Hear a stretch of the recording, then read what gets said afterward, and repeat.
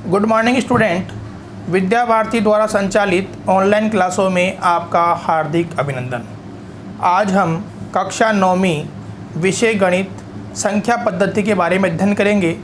आज का अपना टॉपिक है घातांक के नियमों का अनुप्रयोग करना।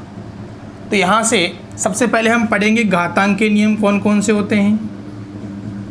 घातांक के नियम, घातांक का पहला नियम हमें ध्यान रखना है, a की घात m गुणा a की घात n बराबर होता है a की घात m प्लस n। यानी कि आधार समान है, घातें अलग अलग हैं, गुणा के रूप में हैं, तो घातें क्या होती है, परस्पर जुड़ जाती है। दूसरा बिंदु हमें ध्यान रखना है, a की घात m अपॉन a की घात n बराबर होता है a की घात m माइनस 1। यानी कि आधार समान है, घातें अलग अलग है, मान किस रूप में आ रहा है, बटे के रूप में आ रहा है, भाग के रूप में आ रहा है, तो घातें क्या होती है, परस्पर घट जाती है।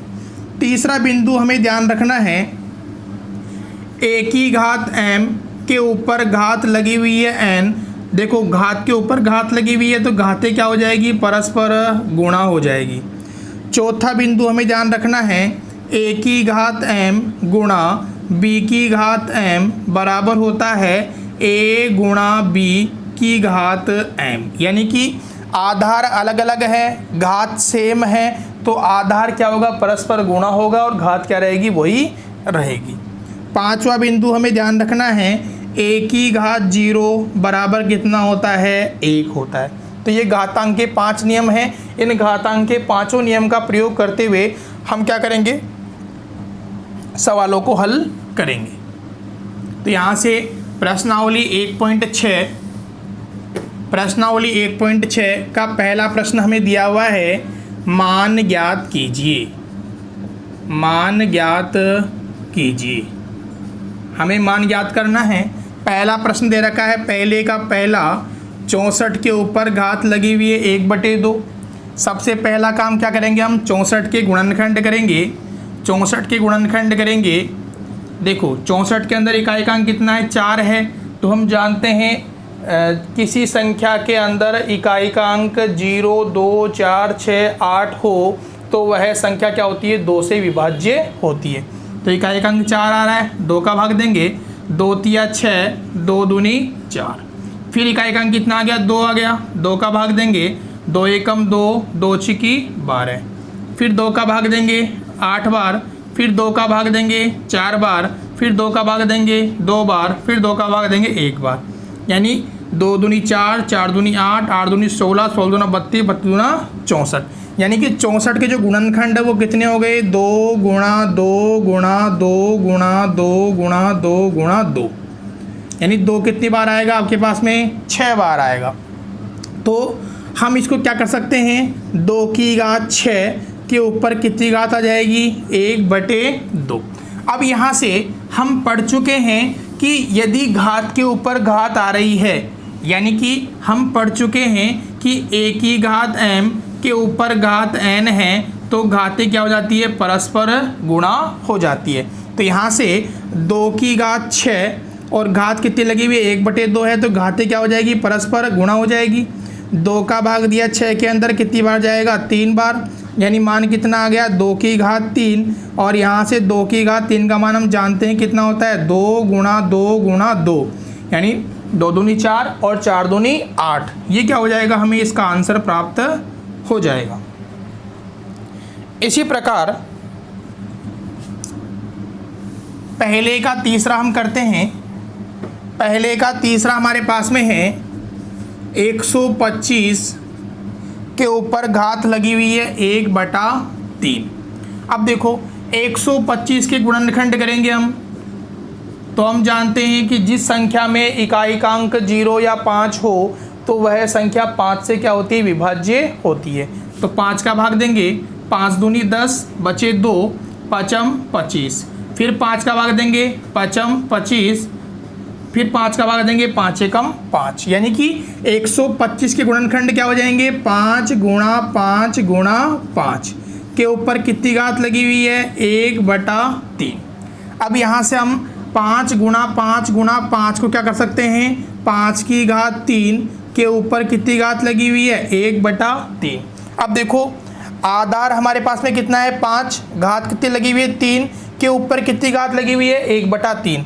तो यहाँ से a की घात m के ऊपर घात n बराबर क्या होता है a की घात mn। तो यहाँ से क्या बन जाएगा 5 की घात 3 गुणा 1/3, 3 से 3 कट जाएगा, क्या बनेगा 5 की घात 1 और 5 की घात 1 का मान कितना होता है हमारे पास में 5 होता है, जो क्या है हमारा इसका आंसर है।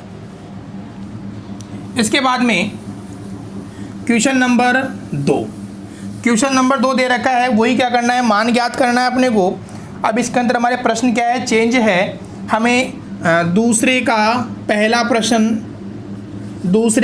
प्रश्न दे रखा है, 9 के ऊपर घात लगी हुई है 3/2, 9 के ऊपर घात लगी हुई है कितनी 3/2। तो यहाँ से हम 9 के गुणनखंड करेंगे, 9 के गुणनखंड करेंगे, देखो 3 का भाग जाएगा, 3 तिया 9, फिर 3 का भाग जाएगा एक बार, यानी कि गुणनखंड कितना हो गया हमारे पास में 3 गुणा 3 के ऊपर कितनी घात है 3/2। अब यहाँ से 3 गुणा 3 को अपन क्या कर सकते हैं, 3 की घात 2 के ऊपर कितनी घात आ गई 3/2। तो a की घात m के ऊपर घात n है, क्या बन जाएगा 3 की घात 2 गुणा 3/2, 2 से 2 कट गया, कितना आ गया 3 की घात 3। तो 3 की घात 3 कितना हो जाएगा 3 गुणा 3 गुणा 3, 3 तिया 9 और 9 ती 27, क्या हो जाएगा, हमें इसका आंसर पता लग जाएगा। इसके बाद में इसी क्रम में अगला प्रश्न हमारे पास में है, चौथा प्रश्न हमारे पास में है। चौथा प्रश्न है 125 के ऊपर घात लगी हुई है -1/3। तो यहाँ से देखो हम इससे पहले वीडियो में पढ़ चुके हैं, कि 125 से गुणनखंड कितना होता है 5 गुणा 5 गुणा 5 के ऊपर कितनी घात आ जाएगी -1/3। इसको हम क्या लिखेंगे 5 की घात 3 के ऊपर कितनी घात आ गई -1/3। तो यहाँ से 5 की घात 3 गुणा -1/3 कट जाएगा, कितना आ गया 5 की घात -1। अब 5 की घात -1 को हम क्या लिखेंगे 1/5। ये क्या हो जाएगा, हमें इसका आंसर प्राप्त हो जाएगा। इसके बाद में प्रश्न नंबर 3, प्रश्न नंबर 3 भी क्या है, वही क्या करना है अपने को, मान ज्ञात करना है, सरल करना है। तो यहाँ से प्रश्न नंबर 3 अपने को दे रखा है। प्रश्न नंबर 3 का पहला प्रश्न दे रखा है 2 की घात 2/3 2/3 गुणा 2 की घात 1/5। ये प्रश्न अपने को दिया हुआ है। अब देखो यहाँ से हमें ध्यान रखना है, यहाँ पर हमारे पास में जो पहला गुणधर्म है वो लागू हो रहा है, a की घात m गुणा a की घात n बराबर होता है a की घात m प्लस n। अब देखो यहाँ पे दोनों पदों के अंदर आधार कितना आ रहा है 2 आ रहा है, तो 2 आ गया ऐसे कैसे। अब देखो घातें क्या होगी परस्पर जुड़ेगी, तो क्या बन जाएगा 2/3 प्लस 1/5, यहाँ से 2। अब देखो दोनों का एलसीएम कितना आ गया हमारे पास में 15 आ गया, 3 का भाग 15 में दिया 5 बार, 5 को 2 से गुणा करेंगे 10, प्लस 5 का भाग 15 में दिया 3 बार, 3 को 1 से गुणा करेंगे 3।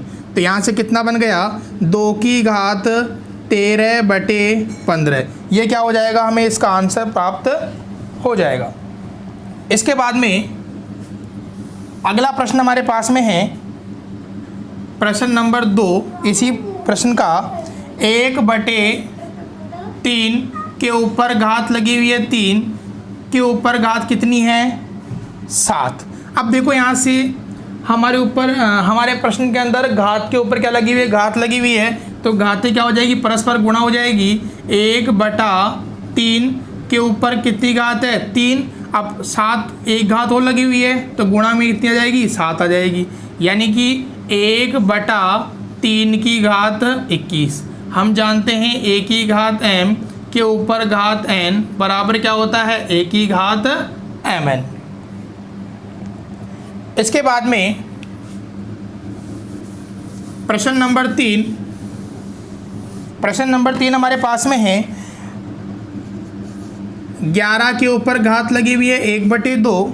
इसी प्रकार 11 के ऊपर घात लगी हुई है 1/4। अब देखो यहाँ पर आधार सेम है, घातें अलग अलग है, किस रूप में आ रहा है, भाग के रूप में आ रहा है। तो हम क्या करेंगे, गुणधर्म 2 का प्रयोग करेंगे। a की घात m अपॉन a की घात n बराबर क्या होता है, a की घात m माइनस n। सरल करेंगे, देखो आधार दोनों का सेम है, क्या आ गया 11। अब क्या करना है अपने को, m-1 ऊपर वाली घात कितनी है 1/2 माइनस 1/4। 11 आ गया, ऐसे कैसे, दोनों का लघुत्तम कितना आएगा 4।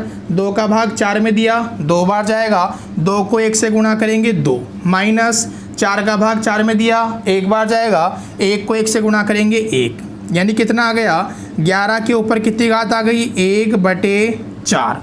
ये क्या हो जाएगा, हमें इसका आंसर प्राप्त हो जाएगा। इसके बाद में चौथा प्रश्न हमारे पास में है 7 की घात 1/2 गुणा 8 की घात 1/2। ये प्रश्न अपने को दिया हुआ है। अब देखो यहाँ पर हमारे पास में जो गुणधर्म नंबर 4 है वो लागू हो रहा है। a की घात m गुणा b की घात m बराबर क्या होगा, a गुणा b की घात m। यानी कि दोनों में आधार अलग अलग है, घात सेम है, तो आधार क्या हो जाएगा, परस्पर गुणा हो जाएगा। तो यहाँ से क्या बन जाएगा, 7 गुणा 8 के ऊपर कितनी घात आएगी 1/2। तो 7 8 56, 56 के ऊपर कितनी घात आ गई 1/2। ये क्या हो जाएगा, हमें आंसर के रूप में प्राप्त होगा। तो आज हमने घातांक के नियमों के अनुप्रयोगों के बारे में अध्ययन किया। यदि वीडियो पसंद आए तो लाइक व शेयर करें तथा सब्सक्राइब बटन को दबाएं, जिससे आगे आने वाला वीडियो का नोटिफिकेशन आपको प्राप्त होता रहे। धन्यवाद।